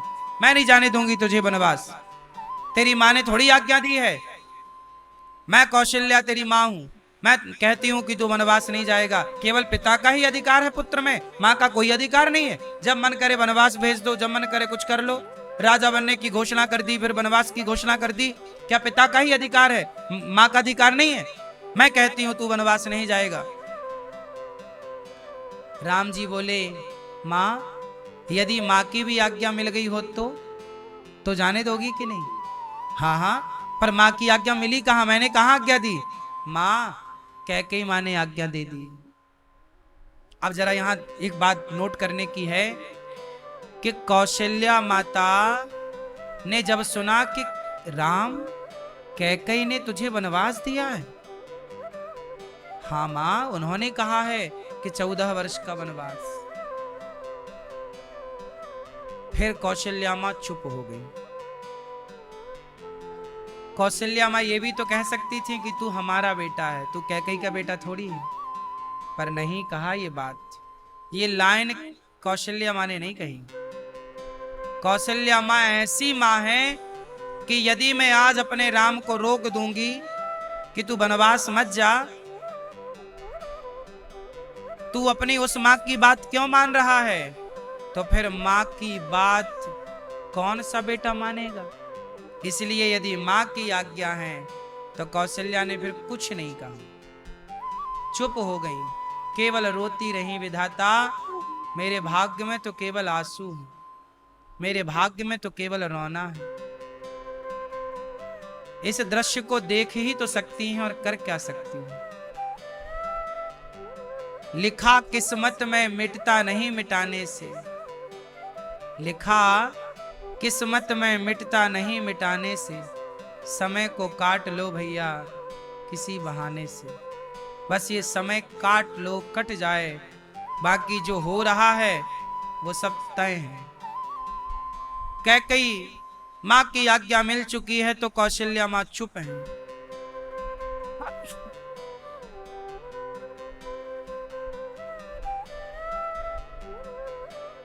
अब तब तक सीता मैया भागी भागी आई, उन्हें पता लग गया कि प्रभु वनवास जा रहे हैं। समाचार ते ही समय सुनी, सिए उठी अकुला, जाई सासु पद कमल जुग, बंदी बैठ सिरुनाई। दीन आशीष सासु मृदुवानी, अति सुकुमारी देख अकुलानी। बैठी नमित मुख सोचती सीता, रूप राशिपति प्रेम पुनीता। सीता मैया कह रही हैं माँ मुझे भी आज्ञा दो, मैं भी वनवास जाना चाहती हूँ। कौशल्या मैया बोली राम भी वनवास और सीता भी। क्या कहें, कौशल्या मैया बेचारी चुप है। तब तक राम जी ने समझाया सीता मैया को, सीते तुम वनवास ना जाओ, मैं वनवास जाऊंगा तो मेरे माता पिता बड़े दुखी रहेंगे, तुम उन्हें समझाना, तुम इस अयोध्या की बड़ी बहू हो, तुम्हारी जिम्मेदारी ज्यादा है। यही ते अधिक धर्म नहीं दूजा, सादर सास ससुर पद पूजा। सबसे बड़ा धर्म है सास ससुर की सेवा करना। राम जी समझा रहे हैं सीता मैया को, जाओ सास ससुर की सेवा करो, इससे बड़ा कोई धर्म नहीं है, जाओ तुम वनवास ना जाओ मेरे संग सीता। इस तरह से राम जी सीता मैया को समझा रहे हैं। तभी लक्ष्मण जी दौड़े दौड़े आए, भैया जो मैं सुन रहा हूं वो सही है, मैं भी चलूंगा वनवास। लक्ष्मण जी माँ से आज्ञा मांग रहे, पहले अपनी माँ सुमित्रा मैया से कहा मैया आज्ञा दो। तब सुमित्रा मैया ने क्या बोला, देखो सुमित्रा मैया बोली पुत्रवती जुबती जग सोई, रघुपति भगत जासु सुत होई। धन्य है सभी माताओं में सुमित्रा मैया। जब लक्ष्मण जी आज्ञा मांगे तो माता सुमित्रा ने यही कहा, तात तुम्हारू मातु वैदेही, आज से तुम्हारी माँ सीता है और पिता राम है, और वही माता धन्य है जिस माता का बेटा भगवान का दास हो, भगवान का सेवक। आपका बेटा यदि भगवान का दास है तब तो उस बेटे का बेटा होना सार्थक है और तुम्हारा माता होना सार्थक है। कहते ना जननी जने तो भक्त जने, या दाता या सूर, या से तो बंध्या भली काहे गवावे नूर। बेटा होए तो समाज सेवक हो, भगवान का भक्त हो, वरना नालायक बेटे से क्या काम। अब राम जी सबसे आज्ञा लेकर राम लक्ष्मण सीता फाइनल दशरथ जी को प्रणाम करने गए। तो मंथरा खड़ी थी। मंथरा बोली सीता ये कपड़े उतार दो, ये कपड़े थोड़ी तुम वनवास जाओगी तो ये राज सत्ता के कपड़े पहन के जाओ, उतारो। और राम ये राजसी वेश उतार दो। राम जी और सीता जी को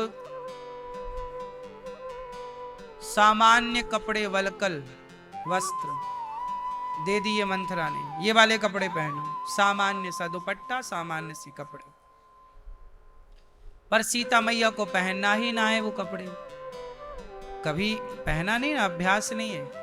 तब राम जी ने सीता मैया को वो जंगल वनवासी वस्त्र राम जी ने पहनाए सीता जी को। देखो जरा, एक पति को पत्नी का हर वक्त हर समय साथ देना चाहिए, यही पति का धर्म है, अपनी पत्नी का साथ दे।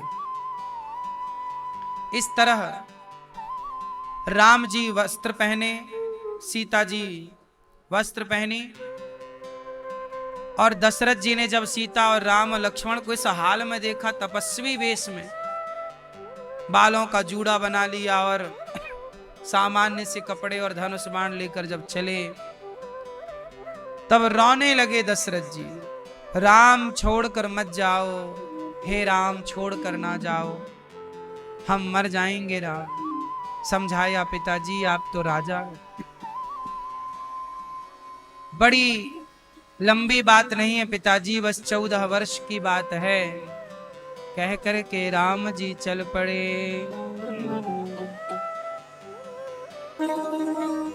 दशरथ जी, प्रजाजन, कौशल्या, सुमित्रा सब कह रहे हैं, दशरथ जी कह रहे हैं राम मत जाओ, बालक वृद्ध विहाय ग्रहे, लगे लोग सब साथ। जब राम जी जाने लगे रथ पर, सारी अयोध्या चल पड़ी पीछे पीछे। राम वनवास गए तो पर अकेले नहीं, सारी अयोध्या के लोग दशरथ जी पीछे पीछे दौड़ रहे। कौशल्या मैया पीछे पीछे राम के दौड़, राम राम रुक जाओ, राम हमें छोड़ कर ना जाओ। जरा सोचो कि जब बेटी की विदाई में इतना कष्ट होता है तो जगत के पालनहार जब विदा हुए होंगे तो अयोध्या वासियों को कितना कष्ट हुआ होगा, क्या बीती होगी वो, एक एक क्षण कितना कठिन बीता होगा। सारे लोग रो रहे हैं। तमसा नदी के किनारे प्रथम दिवस विश्राम किया रघुनाथ जी ने। सारी प्रजा आई, सब राम जी से कह रहे हैं राम हमें छोड़कर मत जाओ। राम जी बोले अब माँ बाप के आज्ञा का पालन करना ही पुत्र का धर्म है, इसलिए आप जिद ना करो, आप हमें जाने दो। कह करके तमसा नदी के तट पर सब लोग विश्राम किए और रात्रि हो गई तो सब वहां पर सो गए। सबको लगा कि अच्छा राम जी आप चल रहे हैं तो हम भी चलेंगे। सारी प्रजा बोली हम भी चलेंगे, सब बच्चे बूढ़े स्त्रियां पुरुष सब। जब रात हुई और सब सोए तो राम जी ने देखा कि सब सो गए हैं। देखा कि जाग कौन रहा है, तो जाग रहे थे जितने उतनों को लेकर के राम जी चले, बाकी सबको सोता हुआ छोड़ दिया। लक्ष्मण जी बोले प्रभु आज यदि हम सो गए होते तो आप तो हमें भी छोड़ देते। अब लक्ष्मण जी ने कहा कि यदि मैं कहीं सो गया और राम जी सोता हुआ छोड़ के चले गए तो, तब लक्ष्मण जी ने प्रतिज्ञा कर ली वनवास की पहली रात्रि को कि जब तक राम जी की सेवा में रहूंगा मैं कभी सोऊंगा ही नहीं। 14 साल लक्ष्मण जी सोए नहीं, क्योंकि अयोध्या वासियों को सोता हुआ छोड़ दिया। अच्छा सब सो गए थे, केवल लक्ष्मण जी, सीता जी और सुमंत्र जी और रथ पर लगे हुए घोड़े जाग रहे थे। तो रथ पर बैठ करके राम जी सुमंत्र जी से कहा कि सावधानी से रथ चलाओ, बिना शोर के। सब सोते हुए रह गए, राम जी आगे बढ़ गए। जब सब जागे तो कहां गए राम, किस तरफ गए। सुमंत्र जी ने ऐसे रथ चलाया, राम जी ने आज्ञा दी कि रथ ऐसे चलाओ कि जो रथ चलता है ना तो उसका रास्ता नहीं बनता सड़क पर निशान, बोले निशान नहीं बनने चाहिए, निशान, ताकि ये लोग ढूंढते हुए हमारी तरफ ना आ जाएं। राम जी को लगा कि वनवास हमें हुआ है, बेचारी ये अयोध्या की जनता क्यों परेशान हुई, ये क्यों जंगल में रहें। देखो राम जी दूसरों को परेशान नहीं करना चाहते। और यहाँ एक मैसेज और है कि जो सोवत है वो खोवत है, जो जागत है वो पावत है, इसलिए जागो। अब राम जी कहां पहुंच गए। राम जी दूसरी रात श्रृंगवेरपुर पहुंचे, निषाद राज के पास। निषाद, जब राम जी निषाद राज जी के पास पहुंचे तो निषाद राम जी के चरणों में गिर पड़े। राम जी ने निषाद को गले लगाया, तुम तो हमारे मित्र हो। राम जी ने निषाद को मित्र कहा और राम जी से कहा निषाद ने कि आप चलो हमारे घर में रहना। राम जी बोले नहीं, 14 साल वनवास मिला है, हम वनवास में रहेंगे, किसी के घर में नहीं रह सकते। तो वहां वटवृक्ष था, उसके नीचे घास लाके बिछाए और उस घास के बिछौने में राम जी की रात कटी। सीता जी लेटी, शाम को खा पी कर कंद मूल फल खाए और निषाद राज ने खूब बढ़िया राम जी की सेवा की। निषाद राज ने भोजन कराया, फल फूल का, सब नगरवासियों को रामलला का दर्शन कराया। उनकी स्त्रियां सीता जी से मिल रही हैं और राम सीता अब सोए हैं, लक्ष्मण जी जागे हैं।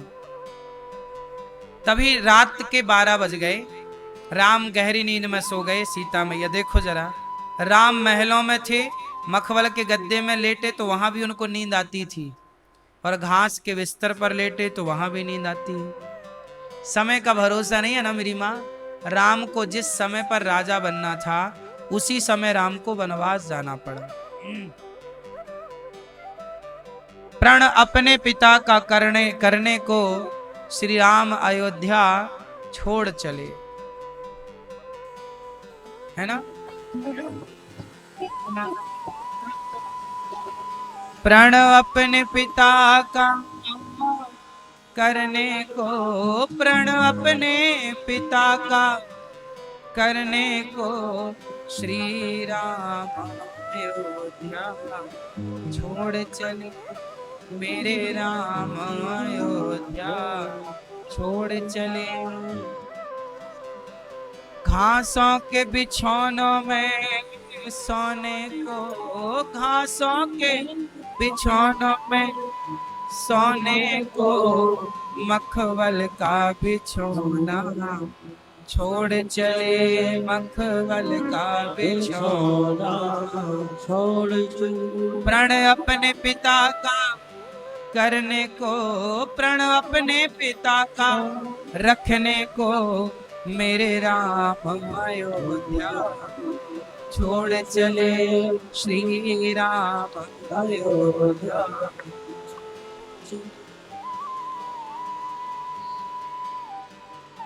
वलकल ये वस्त्रों को धारण कर, वलकल के वस्त्रों को धारण कर,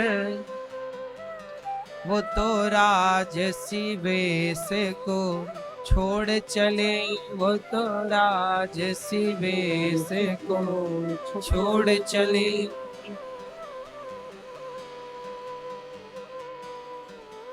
घासों के बिछौनों में राम जी सो रहे हैं, और निषाद राज कह रहे हैं कि कैकेयी माँ ने बड़ा गलत किया, कैकेयी माँ ने बड़ा गलत किया। राम को देखो कितना कष्ट दिया कैकेयी ने। तब लक्ष्मण जी समझा रहे हैं, निषाद सुनो, कैकेयी का दोष नहीं। अच्छा बताओ, राम के वनवास में किसका दोष है? आपसे सवाल। राम वनवास गए, महलों को छोड़कर घास के बिस्तर पर सोए, बताओ किसका दोष? जोर से। मैया क्या बोलती तू? किसका दोष है बताओ? किसका? कैकेयी का, मंथरा का, देवताओं का, के राम का? न देना दोष किस्मत को, विपत्ति तो सब पे आती है। विपत्ति आई राजा दशरथ पे, राम जब जा रहे थे वन को। विपत्ति आई राजा दशरथ पे, राम जब जा रहे थे वन को। न देना दोष कैकेयी को, विपत्ति तो सब पे आती है। अच्छा एक बात बताओ, राम भगवान है या नहीं?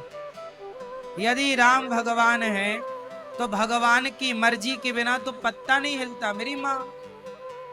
तो फिर राम को वनवास हुआ तो किसकी मर्जी से हुआ? राम को वनवास कौन भेज सकता था? किसकी ताकत थी? राम को वनवास कोई और थोड़ी भेज सकता है। किसकी हिम्मत? पत्ता नहीं हिलता जिनकी इच्छा के बिना। कौन है कारण?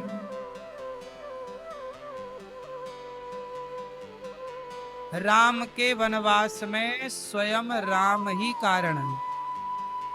कैसे? क्योंकि भगवान की मर्जी के बिना थोड़ी कुछ होता है। कैसे कारण?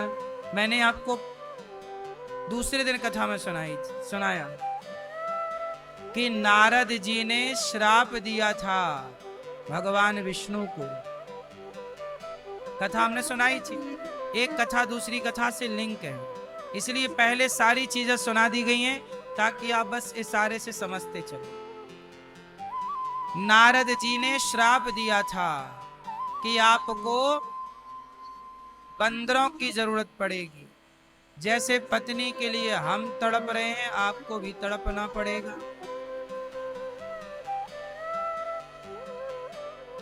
तो नारद जी के श्राप को सत्य करने के लिए भगवान को अवतार तो लेना ही था। तो राम के वनवास में राम ही कारण है।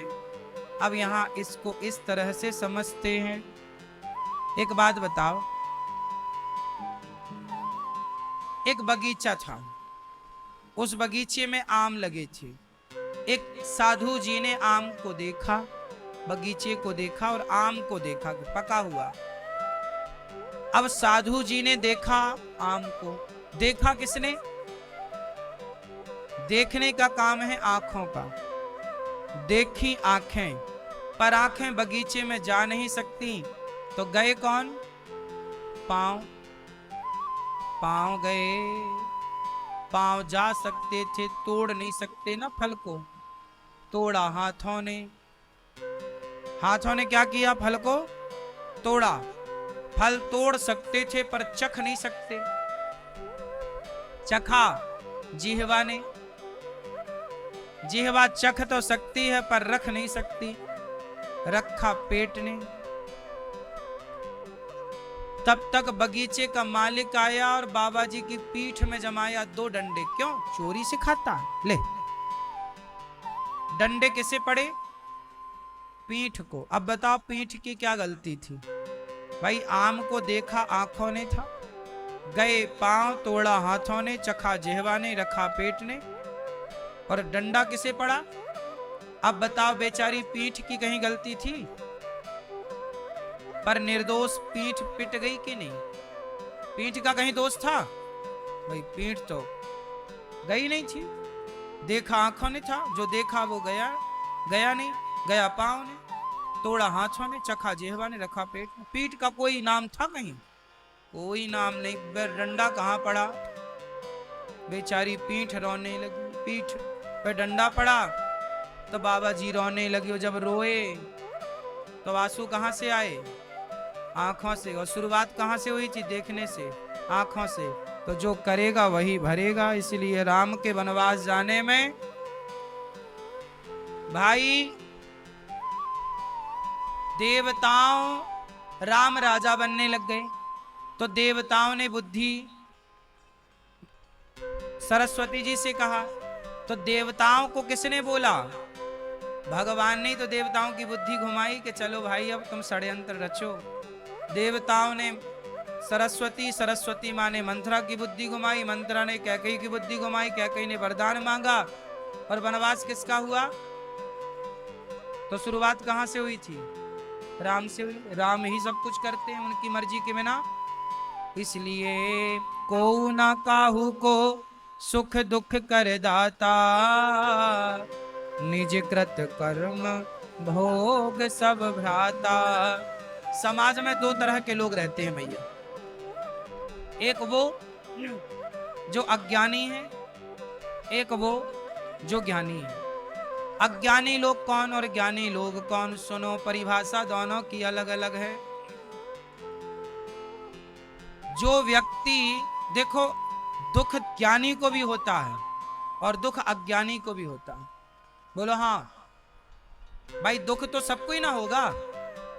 मच्छर सबको ही काटेंगे, विपत्ति तो सब पे आएगी, पर ज्ञानी और अज्ञानी में थोड़ा अंतर है। जब अज्ञानी पर संकट आता है, विपत्ति आती है, तो अज्ञानी कहता है कि तुम्हारे कारण ऐसा हुआ। जो दूसरों पर थोप दे, जो दूसरों को गुनहगार बनाने का प्रयास करे, जो दूसरों पर आरोप लगाए, वो अज्ञानी है। ज्ञानी व्यक्ति क्या है? जब विपत्ति आती है तो वो ये नहीं कहता कि तुम्हारे कारण हुआ, वो ये सोचता है कि ये ईश्वर की लीला है, यदि ऐसा होना था तो हम खुश हैं, हुई है सोई जो राम रचिला। अज्ञानी और ज्ञानी का ये अंतर है। आप यदि दूसरों पर आरोप लगाते हैं कि भैया तुम्हारे कारण हमें दुख मिला, तुम्हारे कारण, तुम्हारे कारण, तुम्हारे नहीं, जो दूसरों को कारण मानता है वो अज्ञानी है, और जो स्वयं को कारण मानता कि भाई मेरे ही किसी पाप का ये फल है। भाई पत्नी मुझे अच्छी मिली या बुरी मिली, पुत्र मुझे अच्छा मिला या बुरा मिला, तो बताओ ये मेरे ही तो भाग्य का परिणाम था ना। आज मेरा बेटा मेरी आरती उतारे तो ये मेरे अच्छे पुण्यों का फल है कि बेटा आरती उतारता है। और आज यदि बेटा डंडे से मारने लग जाए तो मैं किससे कहने जाऊं? मुझे समझदारी ये रखनी चाहिए कि ये मेरे ही किसी पाप का दंड है जो बेटे के रूप में मुझे प्राप्त हो रहा है। तो ज्ञानी तो ये समझता है कि यार ये मेरा ही कभी पाप रहा होगा तो बेटा चुका रहा है, क्या करें। और अज्ञानी होए तो फिर वो कहे कि नहीं जी बेटे ने ऐसा किया, बहू ने ऐसा किया, फलाने ने ऐसा किया। आज समाज में क्या चल रहा है? यही कि आपको बेटा जरा कष्ट दे रहा है, बहू जरा सा कष्ट दे रही है, पत्नी कोई कष्ट, आपको लग रहा है उनके कारण ऐसा हुआ, उनके कारण।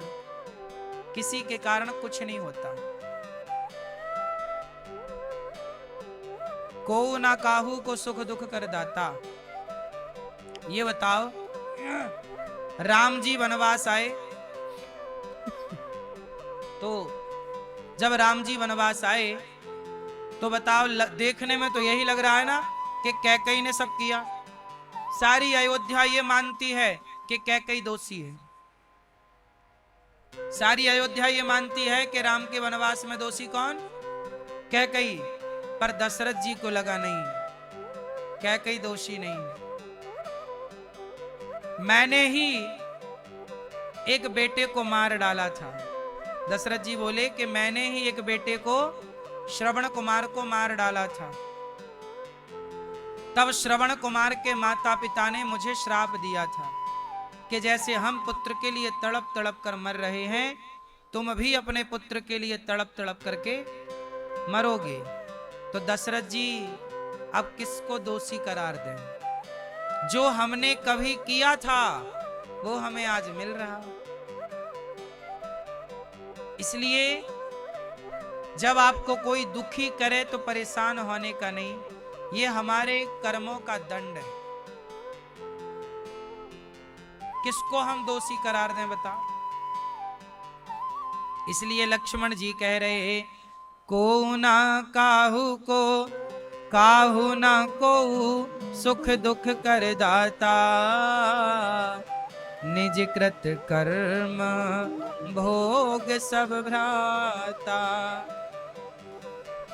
कोई दुख नहीं दे रहा। जा जोग वियोग भोग भल मंदा, हित अनहित मध्यम भ्रम फंदा। जन्म मरण जहाँ लगी जग जालू, संपत्ति विपत्ति करम अरु कालू।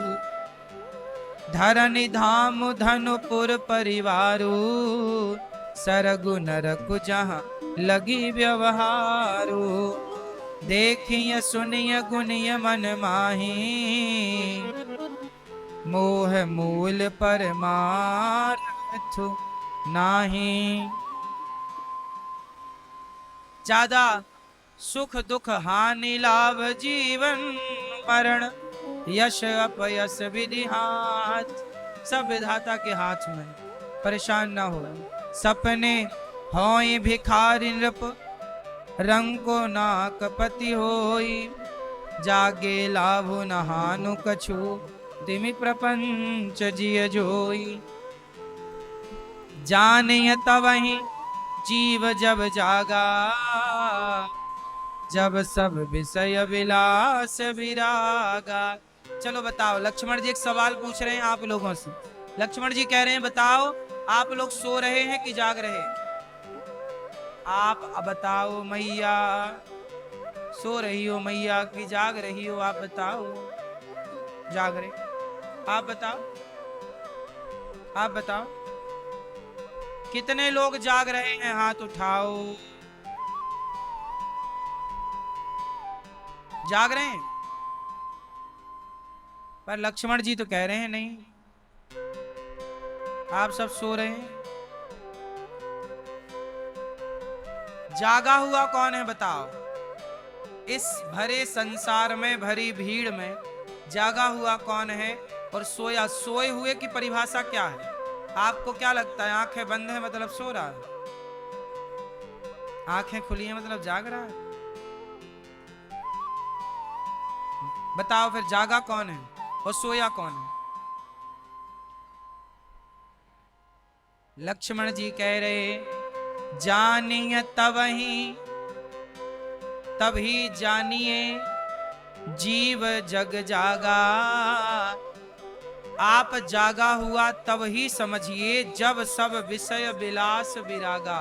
जब आपका मन सारे विषयों से हटकर भगवान में मन लग जाए तो समझ लो कि आप जागे हैं, कि भगवान में आपका मन लगा है। और आपका मन अभी भी स्त्री में लगा है, अभी भी तुम्हें स्त्रियां अच्छी लग रही हैं, पुरुष अच्छे लग रहे हैं, भोग अच्छे लग रहे हैं, तो समझ लेना कि तुम अभी जागे नहीं हो, अभी सो रहे हो। क्योंकि आपका मन अभी भी विषयों में लगा। हो ही न विषय विराग, भवन बसत भा चौथपन। बुढ़ापा आ गया पर अभी तक मन लगा है, मेरा पोता, मेरा पोती, मेरा बेटा, मेरी बेटी, मन लगा। मन लगा है भोगों में, पार कैसे पाओगे? मन लगा है भोगों में, पार कैसे जाओगे? मन लगा है भोगों में, पार कैसे जाओगे? खाली हाथ आया, खाली हाथ आएंगे हो, खाली हाथ जाओगे।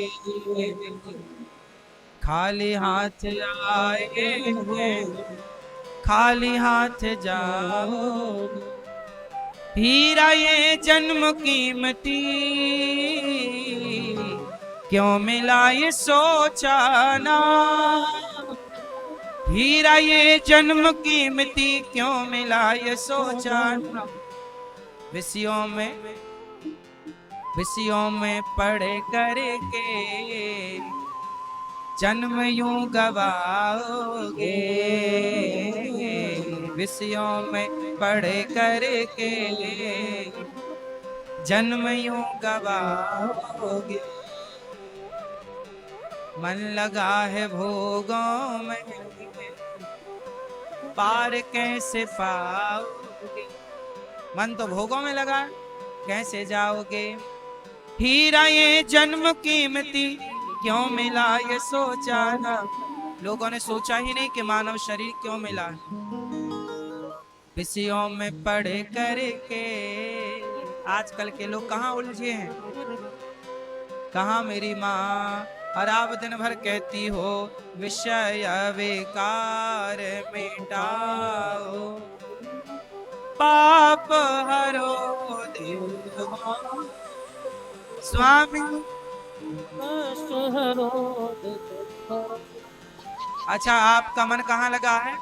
विषयों में। आप रोज कहते हो विषय बेकार, हे भगवान आप मिटाओ। भगवान तो मिटाएंगे, तुम भी तो थोड़ा प्रयास करो। तुम तो प्रयास ही नहीं करते। 60 साल की उम्र में लोग दूसरा ब्याह कर रहे हैं और गाना क्या गा रहे? विषय बेकार मिटाओ। स्तुति कर रहे हैं विषय बेकार मिटाओ, बुढ़ापे में शादी कर रहे हैं। ऐसे थोड़ी होता। तुम भी तो प्रयास करो तब ना मिटेगा। अब लोग मिटा रहे हैं कैसे? कह के थोड़ी मिटेगा। करो भैया प्रयास, भगवान से प्रार्थना करो, प्रभु आप कृपा करो और आप थोड़ा संयमी बनो। तो आप लोग जागे हैं कि सोए हैं, अब बताओ। आपका मन यदि अभी भगवान में लगता है तो आप जागे हैं, और अभी भी आपको स्त्री में पुरुष में स्वाद मिल रहा है, मतलब आप अभी भी सोए हैं। आपको अभी भी बेटा बेटी अच्छे लग रहे हैं, मन हट नहीं रहा है। अब मन भगवान में लगना चाहिए। बेटा बेटी बहुत अच्छे हैं, अच्छे रहे भगवान करे, पर तुम मन लगाओगे बेटों में तो पाओगे क्या? भैया मन को बेटा बेटी में लगा के भी तुम्हें मिलना क्या है? बोलो मेरी माँ, क्या मिलना है? कुछ नहीं। बुढ़ापा आ गया, मन भगवान में लगाओ।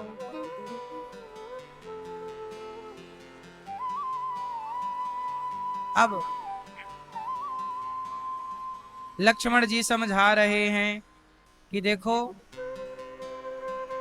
इस तरह से हमें दोष किसी को नहीं देना। सुमन निषाद राज कैकई को दोषी कह रहे हैं ना, तो लक्ष्मण जी कह रहे हैं कैकई माँ का दोष नहीं है। समझदार लोग किसी को दोष नहीं देते, मूर्ख लोग सबको दोष देते हैं। आप लोग भी दोष देते हो ना? गुरुजी हम सबके साथ भला करते हैं, हमारे साथ बुरा होता है। क्यों दोष दे रहे हो किसी को? दोष दे रहे हो मतलब अज्ञानी हो। हम तो नहीं कभी कहते कि सबके साथ भला कर रहे हैं, बुरा नहीं। दुनिया थोड़ी फल देती है। ये बताओ, हमारे कर्मों का फल आप लोग दोगे कि भगवान? तो हम सबके साथ भला करेंगे तो उसका फल आप लोग दोगे कि भगवान? तो आप सबका भला करो, फल भगवान देंगे, लोग थोड़ी देंगे। आप लोग दुनिया से उम्मीद करते हो कि भैया हमने तेरे साथ भला किया, तुम भी हमारे साथ भला करो। नहीं, कर्मों का फल लोग नहीं देते, कर्मों का फल तू कर्मण्ये, भगवान गीता में क्या, कर्मण्ये वाधिकारस्ते मां फलेषु कदाचन। तू कर्म कर, फल मैं दूंगा। लेकिन आप लोग हैं कि बात समझते ही नहीं। आपको लगता है कि बस हमने अच्छा किया, हमारे साथ अच्छा होगा। कौन करेगा? तुम अच्छा करो। राम ने किसी के साथ बुरा नहीं किया, तो आप देखो ना, राम भी तो किसी के साथ बुरा नहीं करते, लेकिन राम को भी बुरा का सामना करना पड़ा कि नहीं? तो बुराई आएगी, लेकिन आपने किसी का बुरा नहीं किया, तो देर सवेर आपका बुरा नहीं होगा। अंत में राम जी ही राजा बने, अंत में राम जी की ही जीत हुई। थोड़ा सब्र तो रखो, ईश्वर का फल आने में थोड़ा टाइम लगता ना मेरी माँ। आम लगाओगे आज तो आम खाने को कब मिलेगा? आम की फसल कितने साल में आती है बताओ? आज के एडवांस आमों की नहीं कह रहे, प्राचीन आम 5 साल। बोलो हाँ, 5वें साल में आती है फसल। बोलो हाँ। फिर आम का पेड़ आज लगाओगे ना तो आम की फसल 5 साल बाद आएगी। जो कर्म आज आप कर रहे हैं उस कर्म का फल आपको 5 साल, 10 साल, 20 साल, 50 साल बाद मिलेगा। दशरथ जी ने श्रवण कुमार को मारा कब था? बहुत पहले, कई साल पहले दशरथ जी ने श्रवण कुमार को मार दिया, तो तुरंत थोड़ी दशरथ जी को उसका फल मिला, वो उनके खाते पे चढ़ गया। जो तुमने आज कर्म किया है, अच्छा या बुरा, वो तुम्हारे खाते पे नोट हो गया। अब उस समय आते ही, समय अनुकूल होते ही उसका फल मिलना स्टार्ट होगा। हमें आज जो मिल रहा है, अच्छा या बुरा, वो आज का ही थोड़ा है, पिछला हमारा था। भाई टाइम लगता है ना, बच्चा पैदा होने में कितना टाइम लगता है। आज ही बहू आई, अब सास कहे कि बहू हमें आज ही पोता चाहिए, सास आज ना हो पाएगा। 9 महीने सब्र रखो। नहीं कि मैया आज ही हो जाएगा क्या? फिर आज ही नहीं हो पाता। आज लोगों को बड़ी जल्दी रहती है। इसलिए छोरा छोरी पहले ही लिवन में रह आते हैं और शादी के महीने 2 महीने बाद छोरा भी पैदा हो जाता है। आजकल सब संभव है नहीं।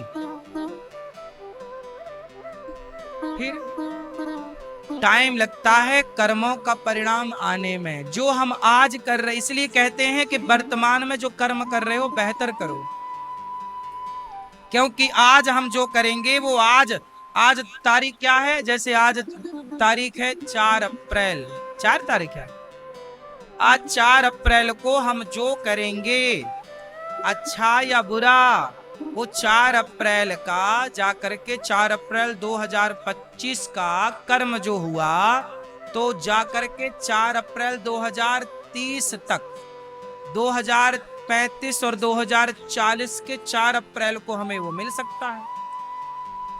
5-10 साल लगेगा ना कर्म को पकने के लिए, आज ही थोड़ी मिलता है। इसलिए सब्र रखो। इसलिए कहता हूं, जो आप किसी को एक थप्पड़ मारोगे, जो आप किसी को अपमानित करोगे, तो 2025 में आपने किसी को थप्पड़ मारा, 2025 में आपने किसी को अपमानित किया, तो 2030 और 2040 आते आते आपके गाल में एक थप्पड़ लौट के आ जरूर जाएगा। देख लेना, तुम्हें कोई मारेगा जरूर। तुमने किसी का अपमान किया है, तुम्हारे पास आएगा, क्योंकि पृथ्वी गोल है ना। जाएगा कहां बाहर? कहीं नहीं जाता, सब यहीं रहता। इसलिए कहता हूं, कर्मों को जरा हिसाब किताब से करो। तुमने अपनी सास को घर से निकाला है तो तुम भी तैयार रहना। तुमने बड़ों का अपमान किया है, तुमने किसी का अपमान किया है, तुमने किसी का दिल दुखाया है, तैयार रहना साहब। 2025 में तुमने दिल दुखाया है, 2030-40 आने तक तो तुम्हारा दिख जाएगा सब। तुम्हें क्या लग रहा बचा कोई? दशरथ जी नहीं बचे, बाणों की सैया पे भीष्म पितामह को लेट कर कर्म दंड भोगना पड़ा। बचा कौन है कि तुम्हारे बाप बचेंगे? कौन बचा है? ईश्वर के घर देर लगती है, ये मत सोचना कि वो अंधा है। लाख आंख से देख रहा है तुझे देखने वाला। धृतराष्ट्र का किया धृतराष्ट्र को मिला के नहीं, दुर्योधन का किया दुर्योधन को मिला के नहीं, रावण का किया रावण को मिला के नहीं, कंस का किया कंस को मिला के नहीं। बोलो मेरी मां। आज भी हम संसार में देखते हैं लोग अपना किया भोग रहे। इसलिए कहता हूं, अच्छा कर्म करो, सेवा करो, भला करो। आप किसी के भले के बारे में सोचो, आपका भी भला होगा। भला कीजिए भला होगा, बुरा कीजिए बुरा होगा। यही सबको चुकाना है। सजन रे झूठ मत बोलो प्रभु के। भला कीजिए भला होगा, बुरा कीजिए, यही सबको चुकाना है, यही चुकाना है। वहां जो होगा सब होगा, वहां भी अलग हिसाब किताब, पर यहीं अपने को सब चुका के चलना पड़ता है। इसलिए दास अनिरुद्ध चाहता है कि आप सपने में भी किसी का बुरा ना करें।